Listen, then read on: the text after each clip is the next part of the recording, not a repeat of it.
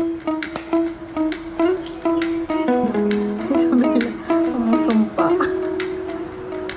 Nag-ilog ang oven sa akin. Finish? What one? Last one. Hard. Ow! Ouch. Ouchie. Yeah. Yes. Oh. What's that? Mom, you're very ouchie. Just a little. Thank you for asking.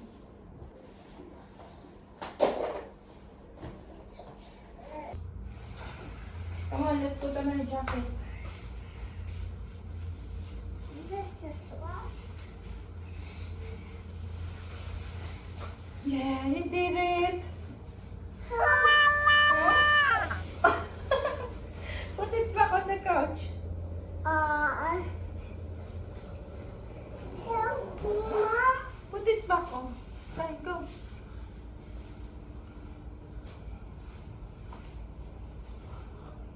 Wow. Oh, zip up, zip up. No, no, no. Look up, look up. Wait, it's cold.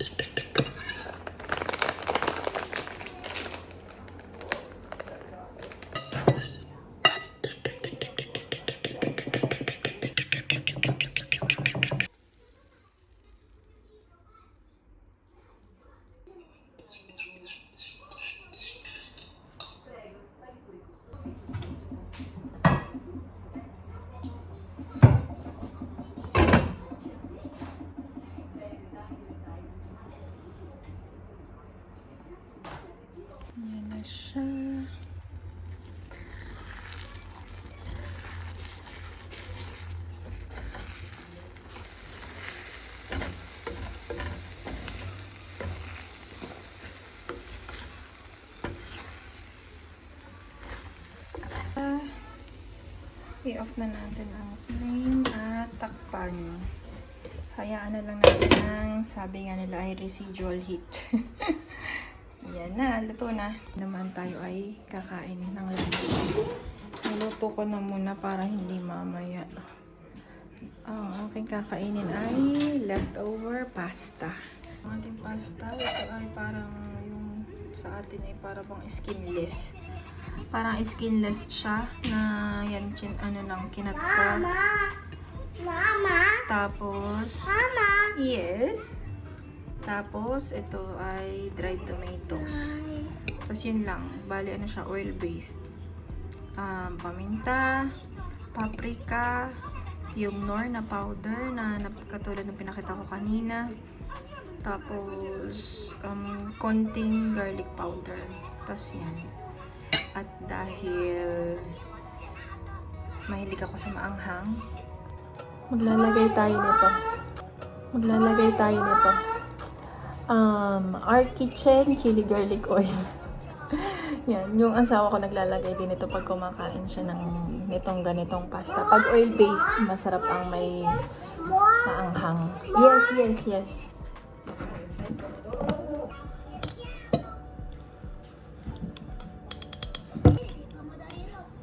Ganyan siya.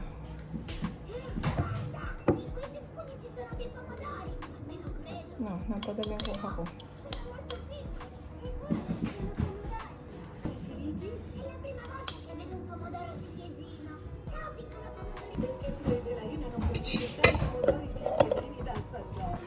Ayan, kain tayo. Alauna na. Nalabas ng aking mga kulot. Gusto ko na ulit magpagupit. Ayan o. Ayun yung mga ano ko. Sabi nila, ang mga sumpa. Ate kasi talaga, yung esponghado yung buhok ko. Alam nyo ba yung esponghado? Yung ano ba? Yung hindi siya tuwid, pero hindi siya kulot. Tapos mukha siyang dry na dry, ganun. Nung nagpunta ako dito, yun, medyo dito. Ayan ka na naman. Yan, medyo ayun, katulad nga nito. Medyo natuwid na yung buhok ko. Ito lang kasi dapat nagupitin ko na tong dulong to eh. Kasi siya ba'y pag napahaba ang turo ko kung hanggang saan yung mahaba. Dapat pantay na lang pala. Ayun. Kaya, hindi na ako simula nung umalis ako noong 2017, bago ako pumunta dito, nagpano ako ng buhok, nagpa-reband ako. Tapos simula noon, hindi na ulit. At ang problema ko lang sa buhok ko ay hair fall, lalo na yung after manganak, tapos dandruff. Simula din nung nanganak ako, yun, nagkaroon na ako ng dandruff. Tapos, yun, pag naman summer, wala naman. Pero yun lang. Pero yung dating kailangan ko magpa-reband, ganyan. Pero hindi din naman ako yung every 6 months na nagpapa-reband. Mga pinapahinga ko din naman yung buhok ko. Kaya lang yun nga, lagi ako naka-ponytail, lagi nakaganon. So, ayan. Tsaka para din, tipid sa time. Tapos, oh no.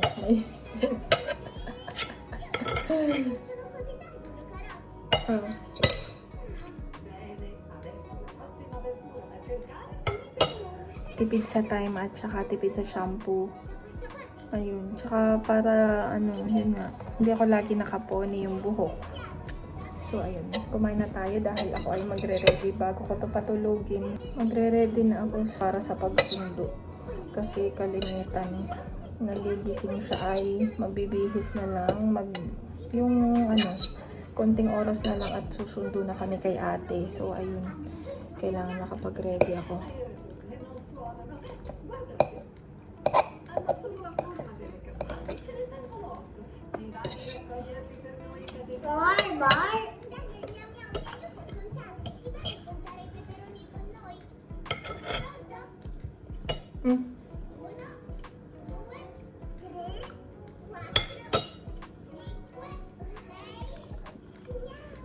Mamaya na lang ulit para para madali ako.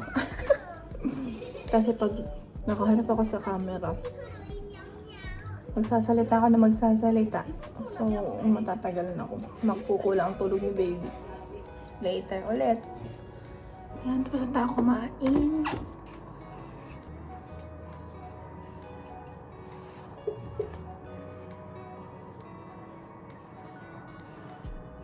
Diba? Medyo tuwid na yung buhok ko. Mag-spray ulit ako nito.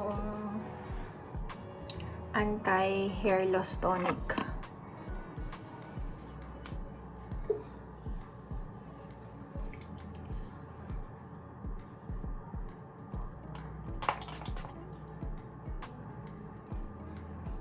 Hindi ko alam kung ganito nga siya, pero basta yun. Yun, may uban na ako. Nag-hello ang uban sa akin. Saan yun? Ay, ay, ay, ay. Ay, saan?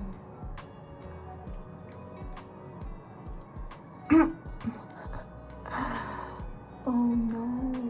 Ito ba yun? Hindi, ito ba yun? I think yes, ito.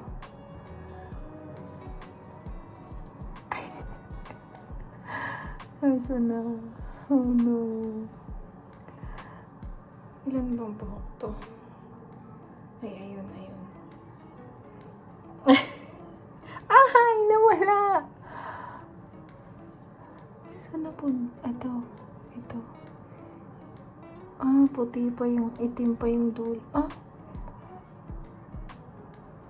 Parang ano siya, white, black, white.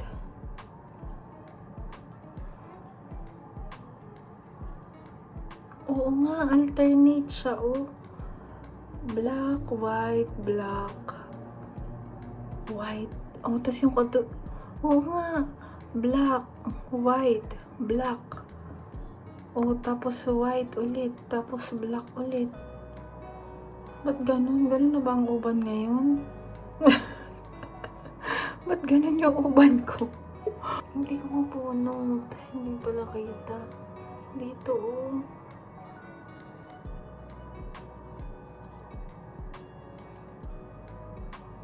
Ayan, ang iksi kasi. Nasaan yung mahaba? Ito. Ala, dami na niya. Nasa ilalim lang pala ng ano ko. Oh my goodness. Ito, isa pa. Tama na. Nangalay na yung... Nangangalay na yung ano ko. Yung braso ko.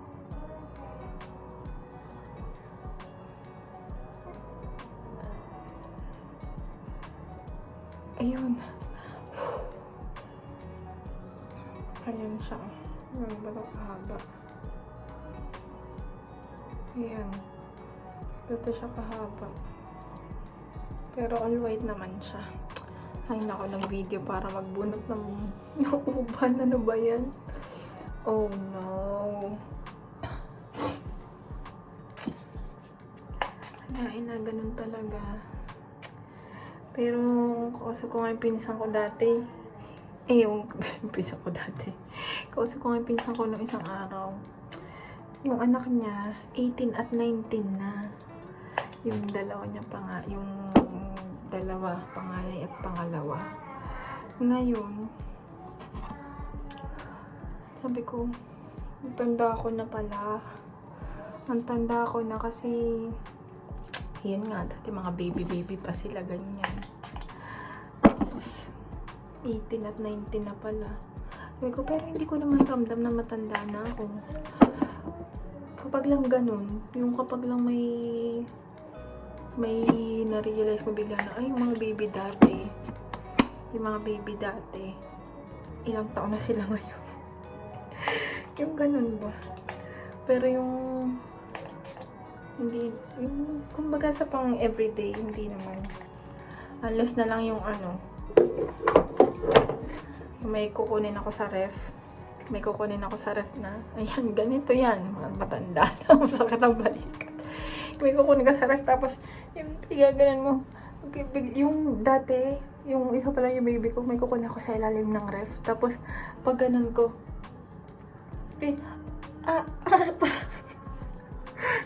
para hindi ko agad maibalik. Yun. Pero yung nanonood ka ng TV, may isip mong matanda ka, hindi naman. Ito yan, uban.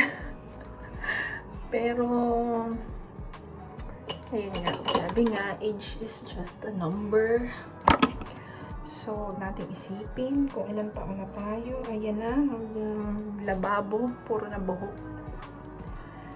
At, slay the day with the Ricks.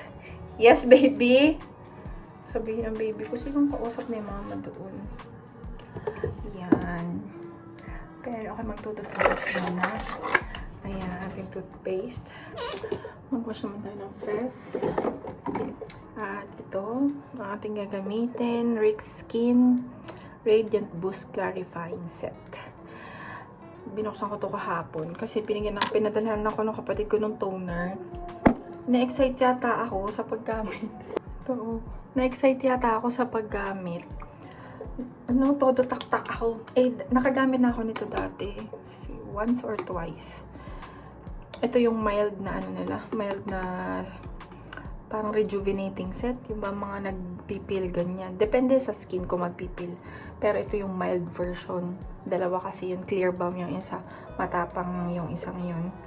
Ito, na-excite siguro ako kahapon. Kasi first, yun nga yung bagong dating. Tapos, takot-takot. Tapos, diretso. Nawala yung mga ako. Tapos, nag-sting agad siya. So, hinilamos ko ulit. Kaya nakuha ko to. Yes, baby? Wait lang. No, this is for grown-ups.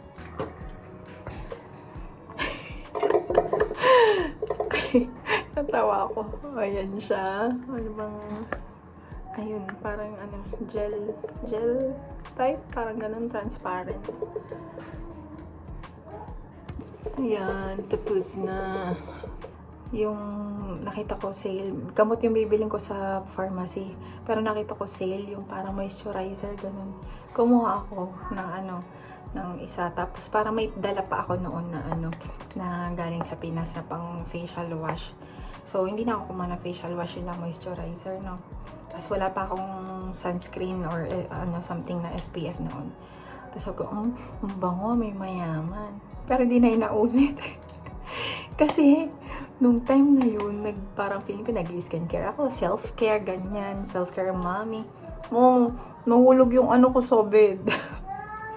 Buti na lang. Hindi pa kasi siya naikot noon. Akala ko tulog. Tapos, nasa banyo ko. Di yun nga, self-care, churcho. Ay, simula nun parang takot na akong sa banyo. Magtagal sa banyo. Pero yun nga, sabi naman pag ganun, lalo na solo yung bata, parang ganun, naman yun. Kumbaga, wala namang nangyayaring ganun kasama dahil yung sabi may angel na nakabantay sa kanila. So, ayun, okay naman siya. Pero yun nga, hindi ko na naisip ang pag-skincare. Tapos, nung parang pandemic ba yun? Dati namin bahay, 2019 yata. Yun nga, pandemic, cellphone, ganyan. Nakita ko ang Ricks Skin. Tapos yung sabi ko, parang baka pwede akong mag-try ganyan. O-order na sana ako. Ang gusto ko yung mild, yung Hydra Glow pa yung meron sila before. Ngayon kasi parang wala na. Yung last kong purchase noon, wala ng Hydra Glow set. Tsaka yung Hydra Glow set na yun, nabebenta siya ng individual. Tapos, until syempre, hindi ko naman nagagawa agad-agad. Procrastination. Sabi ko mabilis lang ako. Ayun, hindi ko siya nagawa agad. Hindi agad ako nakabili kasi mahal yung set na yun compared sa ibang mga set katulad ng mga Rejuve na ganyan. Walang available yung nakausap ko na seller dito. Nakanta. Tapos yun. So tumagal nga. Tapos, until na nag-decide ako na gusto ko magtinda. So, ayun. Yun, nun lang ulit ako nakapag-skincare. Nun ko nalaman nga din na kailangan ng facial wash, toner, tapos yung Hydra Glow Set may serum pa yun. Yung serum nag-help daw na para ma-absorb yung moisturizer, ganun. So, yun ay facial wash, toner, serum, tapos sun shield. Yun yung kalimitan na set na kasama talaga. 4 siya. Ayan, nagbubula na kasi shake. At ang kasunod ko ay ito. Alcohol. Sira pa yung takip. Ano to? Pinadala ko sa kapatid ko kasi ito yung aloe vera gel na ito siya. Yan. Kasi napaka-unhygienic naman kung laging direkta dito. So, ayun. Kinukutsilyo ko siya para mailagay ko dito. Gusto ko din to para sa kamay kasi yung mga hand creams dito, hindi ko pa na-explore ang iba. Kahit kasi may binila ko before na medyo mahal, pero malagkit pa rin siya. So, mas okay sa akin ito. Pero hindi ko na nga siya nadadala din kasi nahulog to dun sa baba. So, ayan. Ito ang pinakang ko, moisturizer. Pero ngayon ko lang tong ngayon lang ito lang, yung isang yan lang. Ako nag-try na gumamit niyan. Tapos, yes baby! It's falling down, Alin. Yes, I will help you. I will help you. Wait. Yan, at sabi nga ay huwag kakalimutan ang neck. Pero alam niyo ba, hindi ko to lagi nagagawa. Lalo na pag weekend, natrap na ako doon sa gawaing bahay. Ganyan. Hindi ko siya nagagawa. Buti na lang, nasundo ako ng bata. Siguro kung hindi. Hindi ko pa rin Pero yung dapat i-work na magawa talaga everyday and night. Kahit simpleng hilamos lang. Pero yun. Ay, alam ko dadating naman yung time na magagawa ko yung mga ganung bagay. So, patience. Yan, pag nag-dry na, basa pa kasi siya eh. Tapos, ano pa yung chichika ko? Ayun, madaldal talaga. Hindi naman, sa akin kasi iba yung madaldal. Makwento ako. Kasi lalo na, nakakausap ko kalimitan online yung mami ko. Video call kami. Pero yung sa personal, wala akong masyado nakakausap. Kahit madaming Pilipino dito sa aming building, wala akong masyado nakakausap kasi puro sila busy sa trabaho, nasa trabaho. Minsan, yung katulad yung kumari ko, nakakasabay ko lang pagsasampay minsan. Pag nahihiya ako minsan kasi, pasensya na ako, nalapit ako. Mahina daw kasi yung boses ko. Wala naman ako microphone. So, kaya ako nakaganyan.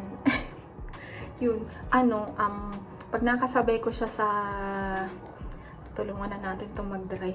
Pag nakasabay ko siya sa pagsasampay, ay pagkatas namin mag-usap, ay nahingi ako ng pasensya. Kasi, feeling ko, ang dami-dami kong kwento. Yung asawa ko dati, nung pag nagkakwento ako, sasabihin ay tagal ko daw magkwento. Tingin ko, ganito na talaga din ako dati. Kasi mga kapatid ko naiinip din pag nagkikwento ako. Pero huwag kayo maiinip ha. Tapos lalo na ngayon, pag na-interrupt ako ng bata, nalilimutan ko yung kasunod ko sasabihin. Dati, okay lang doon sa asawa ko, nung mahaba ako magkwento. Nung naliligaw pa. Ngayong asawa na, ayun, kontra na ang haba. Ang tagal ko daw magkwento. Ay nako. At ayan pala, Rick Skin Sun Shield SPF 50. Broad spectrum. Ibig sabihin ay yung UVA at UVB. Pag sinabing broad, yun yung nabablock niya. Pero nasabi ko na to doon sa isa na una kong vlog nung nag-unboxing ako nung mapadala namin sa father ng aking bilas. Mga yung neck.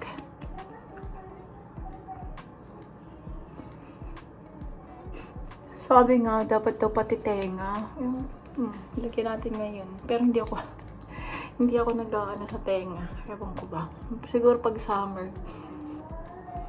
Tapos dapat talaga, kahit makulimlim, ganun, dapat talaga naglalagay nito. Kasi dati, nag-swimming kami bata, siguro ako high school. Ano nun, parang kababagyo lang. Tapos nag-swimming kami.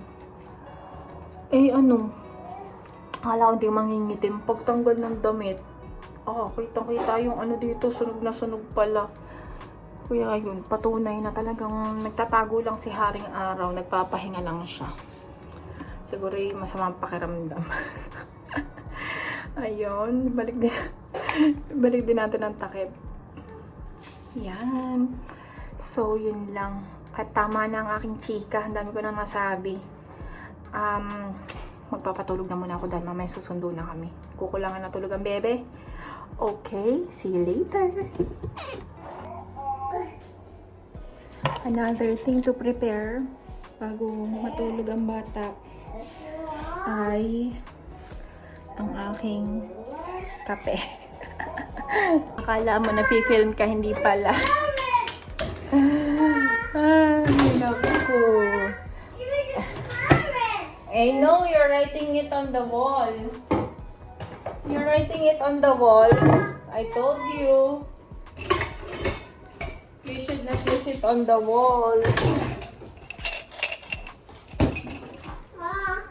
You clean up na. Clean up na. Ay, hindi. Don't write on the wall, okay? Don't write on the wall. Huh? Excuse me. Your hands, please. Thank you. Help! Help! Can I read the truck? No, I'm not a doctor. I'm just a housewife. Just is a lousy word second only to actually.